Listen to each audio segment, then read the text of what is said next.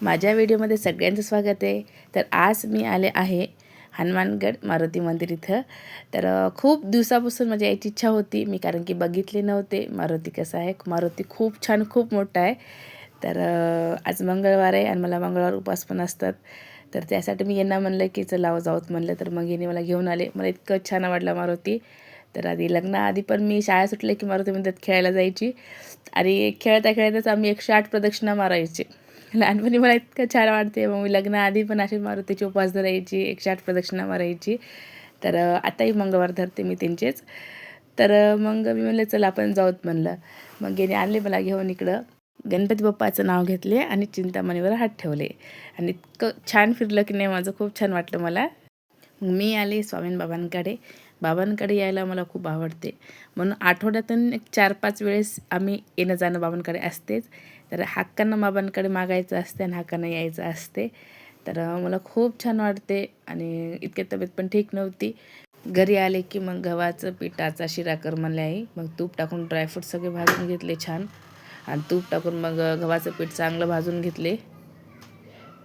हिला भाजायलाच खूप वेळ लागते। बदामी कलर येईपर्यंत तूप टाकून छान भाजून घेतले ना, शिरा खूप छान होते। मग गरम पाणी ठेवले की कडे शिरा झाला आपला छान। मग इकडे पुऱ्या केले आईसाठी, लेकरांसाठी दुपारी शिरा पुरीच केले।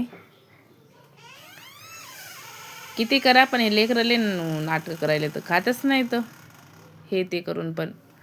मग यांना वाढून दिली आई। आणि आमची तर ना थंडी वाजायली सगळ्या दुपारी पण पागरू झोपायले तर आणि थंडी वाजायलीच, घर थंडगार आहे आमचं। मग यांना असं वाढून दिले आईला। म्हणलं उठा तुम्ही, कसे 2-2:30 झाले होते पण घर असं थंडगार आहे, ऊन येत नाही ना। मग आई मग शिरा वगैरे खाल्लेत। मग संध्याकाळी काय नाही, वांग्याची भाजी आणि चपात्याच करायचे होते। मग मिक्सर खराब झालं, म्हणलं असं कांदा खोबरं आधी गॅसवर चांगलं भाजून घेतले मी। मग वाटण करून घेतले लगेच।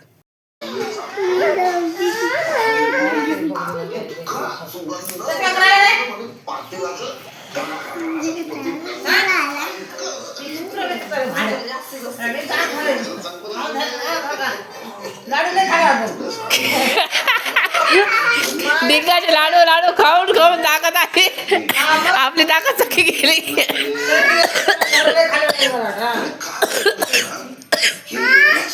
मग वांगे चिरून घेतले, असं मसाला तयार केले मी।